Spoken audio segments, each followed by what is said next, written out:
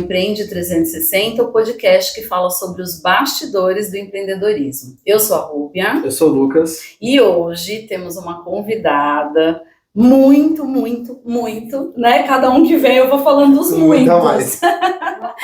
Muito especial, que é a Débora. A Débora trabalha aí engajada no terceiro setor e hoje a gente vai falar sobre esse tema. E aí, para começo de conversa, Débora, o que é o terceiro setor? Legal. Bom, vou me apresentar rapidinho com uma audiodescrição, porque a gente vai falar de terceiro setor, mas a minha especialização é na área de inclusão, né?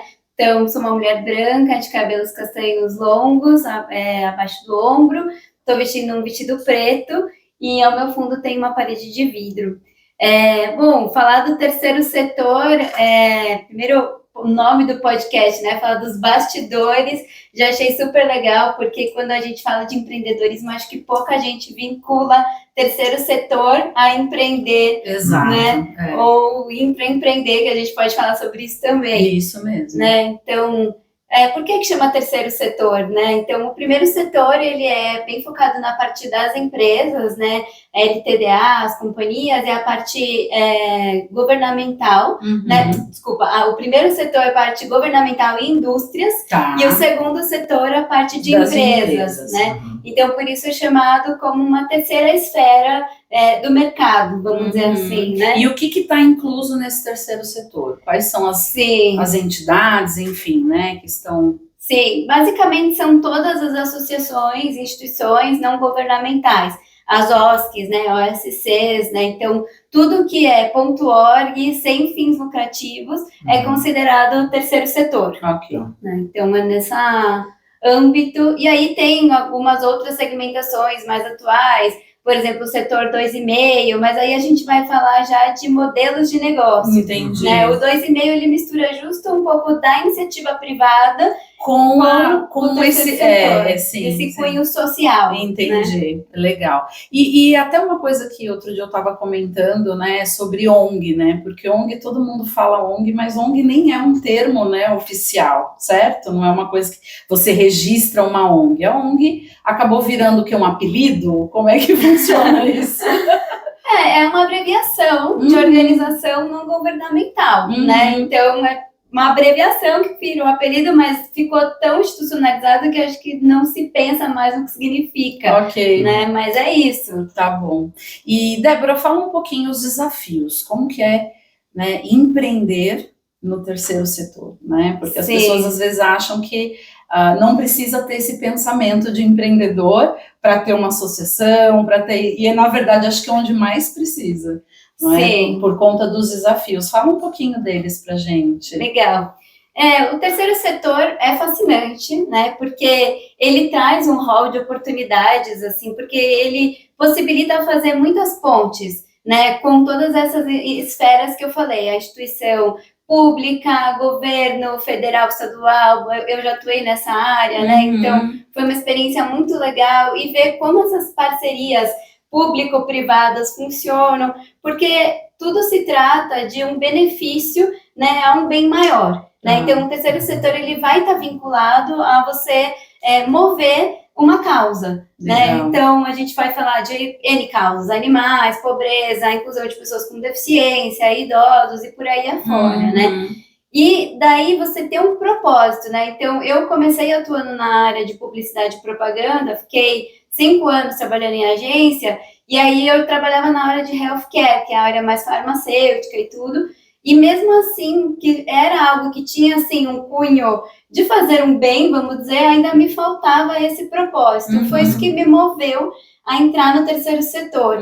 E eu acho que é fascinante, porque você tem espaço para empreender, e empreender, quando eu falo empreender, mesmo estando dentro de uma ONG, né, antes de eu abrir o meu instituto, que é o Instituto Projeto Irmãos, eu trabalhei em várias ONGs, né, a Unibis, né, bastante conhecida, foi uma delas, né, mais conhecida pela parte cultural hoje, mas eu atuei muito na área social, e você estando dentro, lá eu era coordenadora de marketing na época, faz um tempão isso já.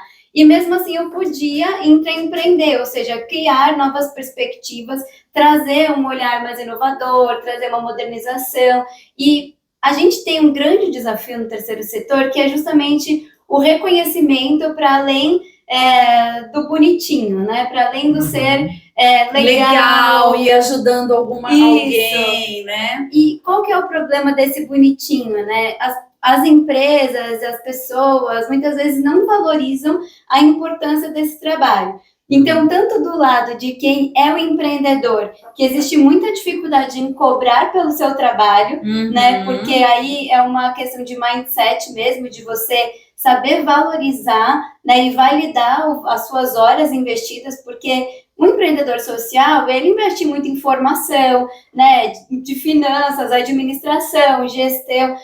O terceiro setor precisa de tudo isso, ele precisa ter uma cadeia produtiva, ele precisa ter as finanças organizadas. Você trouxe um ponto muito importante, quer dizer, não é porque é uma instituição, uma associação, ela tem que funcionar como uma empresa, como, né, uma instituição do governo, quer dizer, precisa ter administração, gestão, precisa ter marketing, precisa ter tudo, que e às vezes até mais, né, por conta dessa falta esse acho que é um dos pontos que, pelo menos das pessoas que eu converso, existe maior quantidade de ignorância, vamos dizer assim, de falta de conhecimento, das pessoas acharem que só por ser terceiro setor eu vou trabalhar de graça.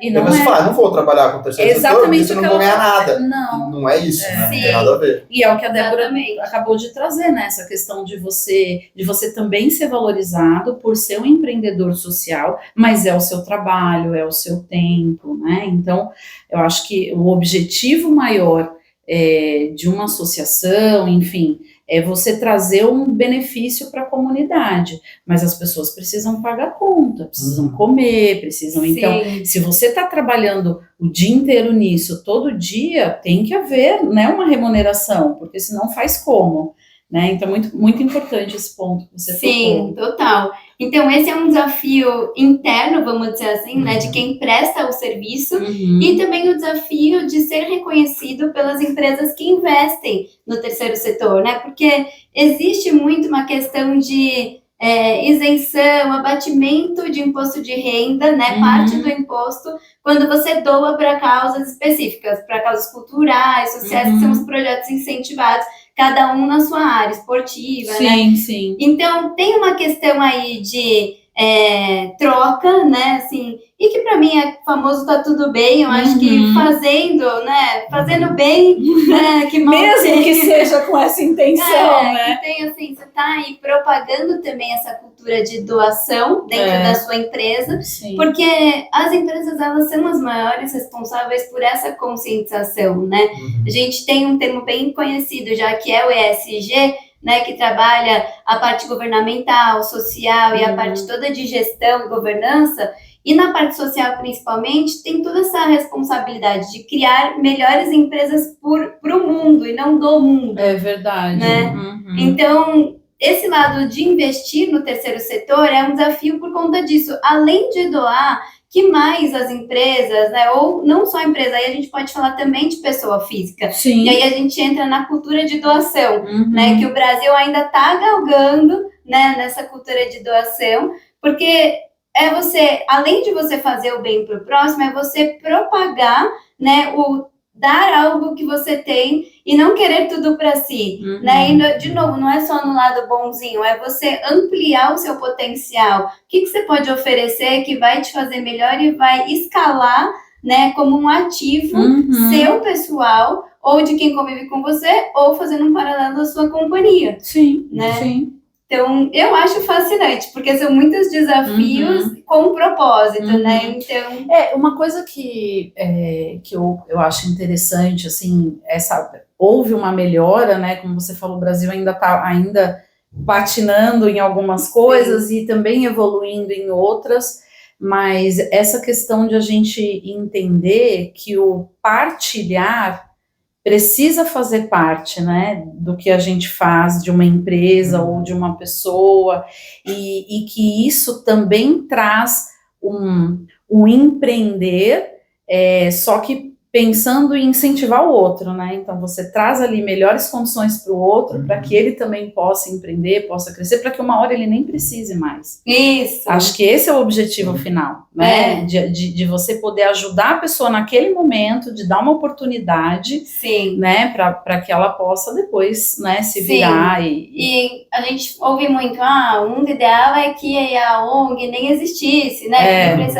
Mas eu discordo, assim, eu acho que sim, tem que existir, porque as questões sociais, elas não vão terminar, né? Assim, a gente precisa ter, de novo, uma especialização, uma profissionalização para fazer essa roda girar, como você falou, né? E aí, outros desafios que a gente pode trazer, por exemplo, é na gestão de voluntariado, né? Quando você fala de dar condições, desenvolver esse olhar crítico, porque as ONGs também têm os seus desafios como processo analítico, né? Então, como que você vai avaliar se o dinheiro que você está pensando no investidor, você está colocando, é uma ONG 100% idônea, né? Esse dinheiro tem um relatório de atividades, tem uma auditoria que passa por ela, não tem, é uma ONG menor, tudo bem, mas como que eu garanto que o trabalho está sendo realmente transparente? Exato. E aí, falando da gestão de voluntariado, é um negócio social,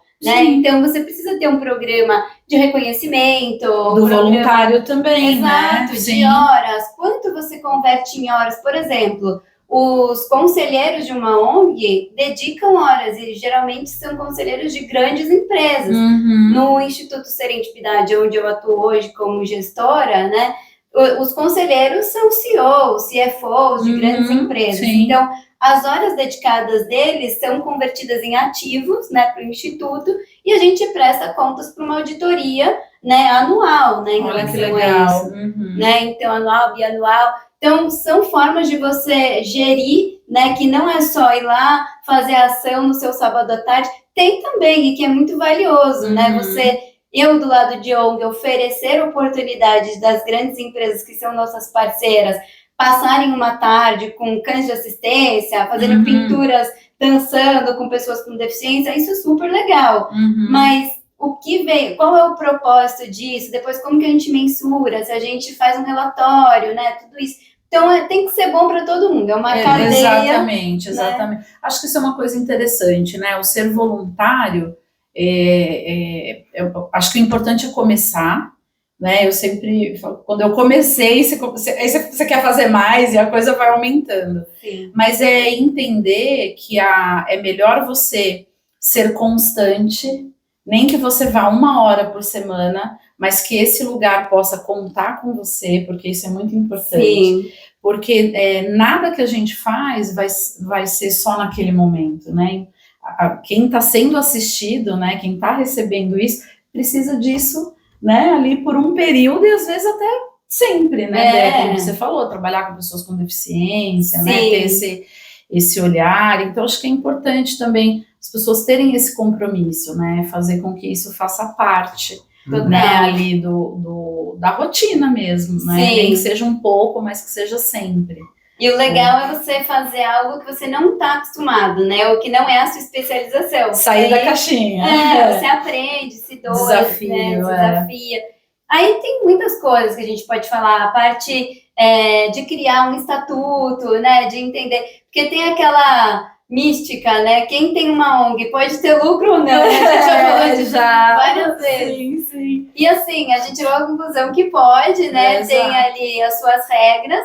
Mas o importante é que seja revertido, né, para o trabalho que é realizado na instituição. Que é aquele ponto que eu comentei, a gente tem que lembrar que é um negócio social, mas é um negócio, e quem está empenhado e se dedicando ali os seus dias, né, é um trabalho, e a pessoa tem que ser remunerada, exatamente, tem que ser, isso tem que fazer parte da gestão, né, então por isso que antigamente, eu vi inclusive uma pesquisa da OAB muito bem feita, muito bem elaborada, justamente eles fazendo esses questionamentos, e por isso a lei foi mudada, né, dessa questão de remunerar quem trabalha, aquela coisa toda, porque as pessoas acabavam justamente desviando o valor para uma coisa que elas têm o direito de receber. Então, tinha que fazer por debaixo do pano, coisa do Brasil, que às vezes você tem que ficar burlando a burocracia, porque na verdade, a lei é que está errada, né?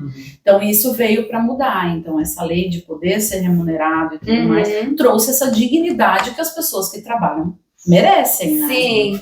E claro que existe ONGs laranjas, né? A gente está cansado de saber, né? Então tem que ficar atento, por isso é importante, né, fazer toda essa averiguação antes de investir, antes de ir atrás de qualquer.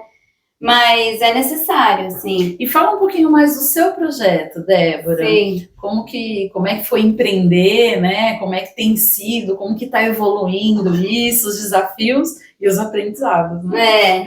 Bom, o Instituto Projeto Irmãos tem mais de 10 anos, né, que nasceu por conta de eu ter um irmão com síndrome de Down, autismo e outras milhões de características incríveis, e aí nasceu como um grupo, né, e aí a gente foi se juntando, aumentando, hoje a gente está em 80 pessoas, 80 irmãos, e é um grupo voltado para o acolhimento dos irmãos, né, sem deficiência, né, a princípio, para a gente falar das nossas angústias, das nossas fraquezas, desafios, conquistas, né, celebrar.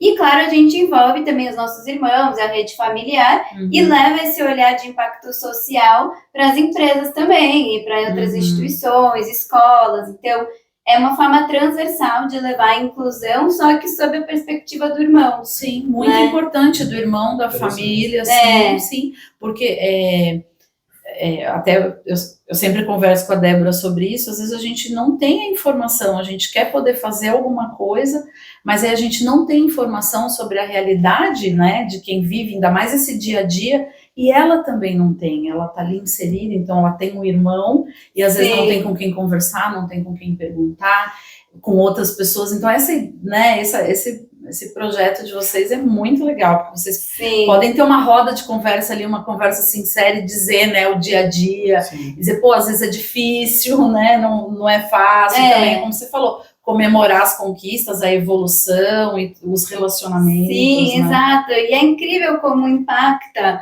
né, em todas as atitudes, assim, a gente já teve várias trocas, né, de coaching, de formação, trazendo o lado, o olhar feminino, gestão feminina, e é muito legal, eu tenho a oportunidade de levar isso, né, como gestora de uma liderança feminina, né, falando aí do Projeto Irmãos e das outras atuações, porque tem coisas que quando você se empodera, você entende o processo de ter irmão com deficiência. Eu até trouxe esse livro aqui, né, Apertem os Cintos, tem um irmão com síndrome de Down, foi uma tradução de um livro de um geneticista e uma assistente social, né, e eu e o Instituto Mano Down de BH fizemos essa adaptação, na verdade, não só a tradução, mas para a Lei Brasileira de Inclusão também. Que legal. E o que é isso? São várias indagações de irmãos, no caso de pessoas com síndrome de Down, mas que se adapta a todo tipo de irmão, mesmo que não tem deficiência, porque às vezes você tem um conflito,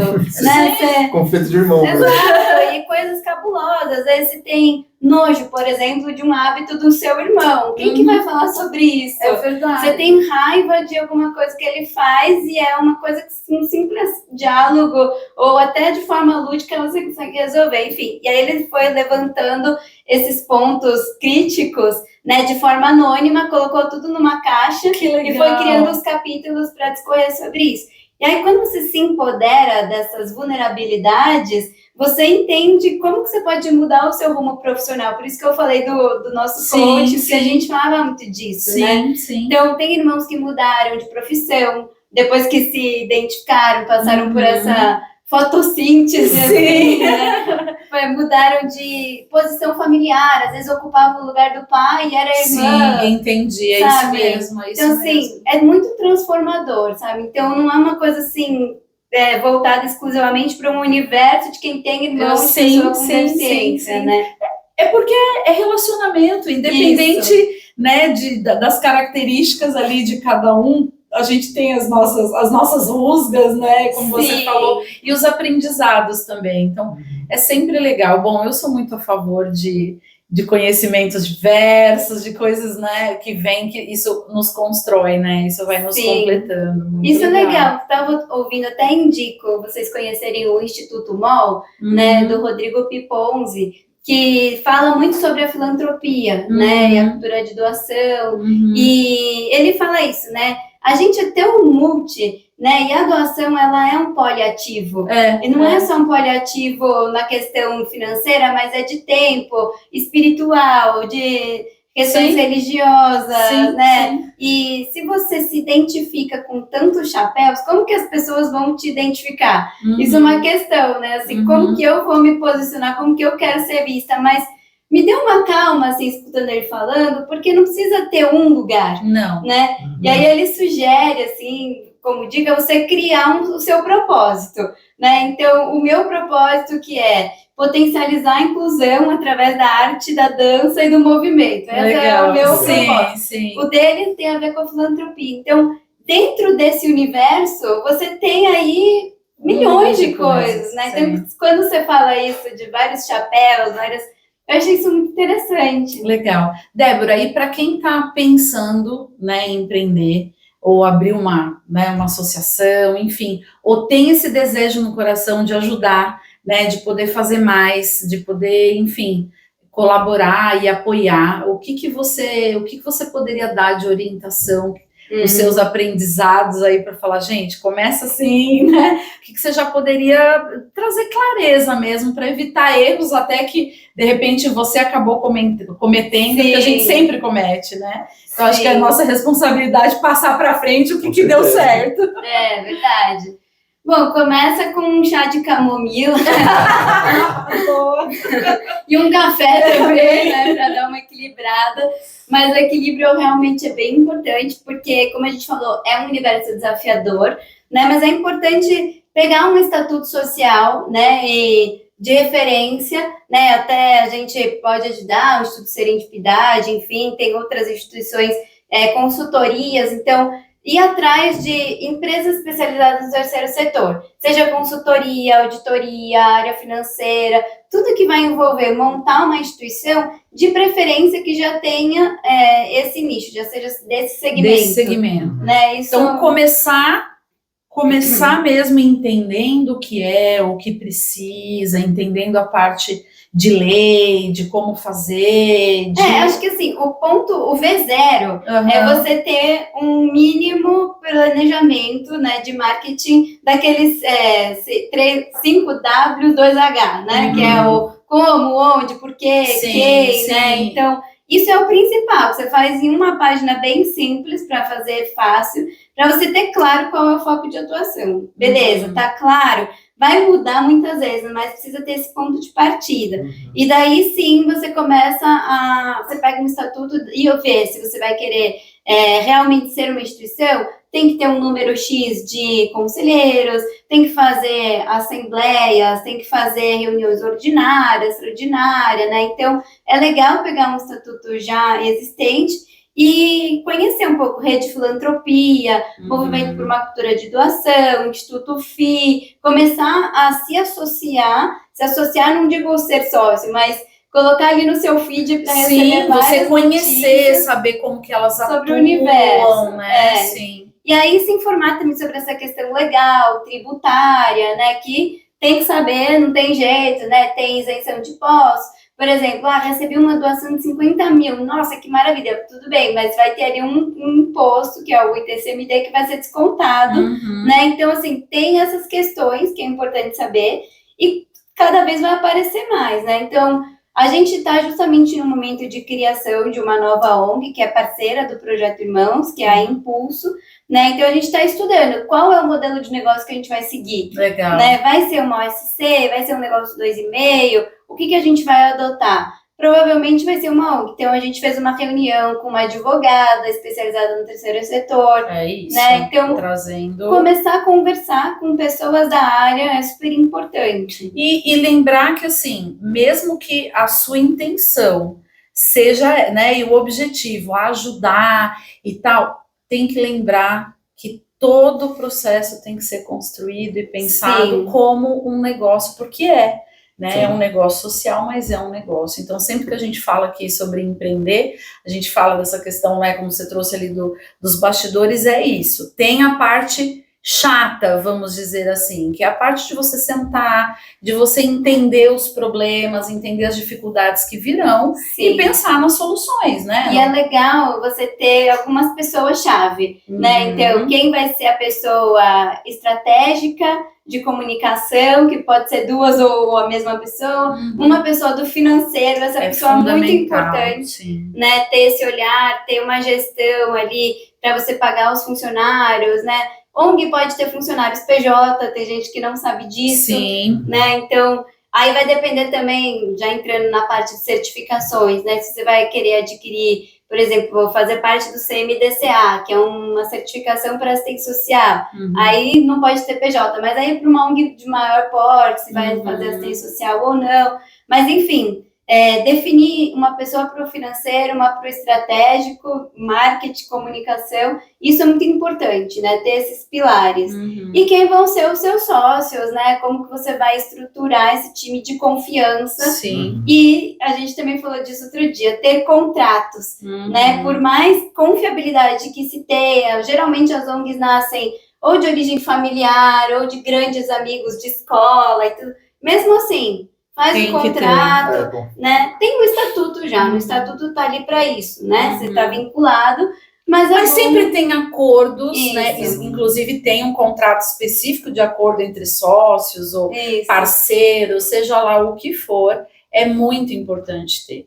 Porque com o tempo a gente esquece de coisas que foram combinadas. Se até casamento precisa ter contrato? Não é? O negócio não vai precisar? Não vai precisar, então é isso mesmo. Muito legal, Dé. E aonde a gente consegue te achar aí? Quem quer saber mais? Você falou do ponto de referência, de pesquisar, então quem quiser saber um pouquinho mais até dos seus projetos ou que quer empreender no terceiro setor, aonde pode achar você?